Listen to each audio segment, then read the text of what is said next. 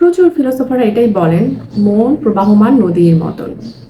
তা না হলে ওভার থিঙ্কিং, চিন্তা আমাদের থেকে এরকম পানির মতন দ্রুত পালিয়ে বেড়াতে পারতো না, আমরা কন্ট্রোল করতে পারতাম।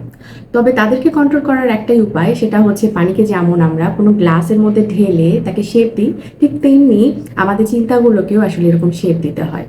কারণ আমাদের ব্রেনটা তো 70%-এর উপরে পানি দিয়ে তৈরি, আনস্টেবল থাকা এর বৈশিষ্ট্য।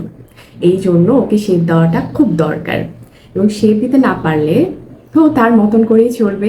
যেমন আপনি যদি বসে সোফার মধ্যে খুব আরাম করে বসে টিভিতে মুভি দেখেন একটা পপকর্ন হাতে নিয়ে, তখন যদি আপনাকে বলা হয় এই উঠো তো, 20 কেজির একটা বস্তা এসছে, এটাকে তুমি উঠায় এই জায়গাটায় রাখো, তাৎক্ষণিকভাবে আপনি ডিনাই করে দিবেন, আপনি পারবেন না, বলবেন বলবেন আমি এখন এটা পারবো না। কিন্তু যদি আপনি কোনো কঠোর কাজ করতে থাকেন অথবা জিমে থাকেন, তখন যদি আপনাকে বলা হয় 20 কেজির এই বস্তাটাকে তুমি এখান থেকে এখানে রাখো, আপনি খুব ইজিলি সেটাকে সরিয়ে রাখতে পারবেন, কারণ আপনার সেই মনটাকে আপনি তখন শেপ দিতে পেরেছেন।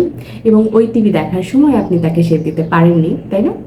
তো মনটাকে কন্ট্রোল করা, মনটাকে শেপ দেওয়া, তাকে আমাদের ইচ্ছে মতন কোনো গ্লাসে কোনো পাত্রের মতন করা আসলে খুব মজার কিছু করতে পারে আমাদের জীবনে। ভালো থাকবেন সবাই, আল্লাহ হাফেজ।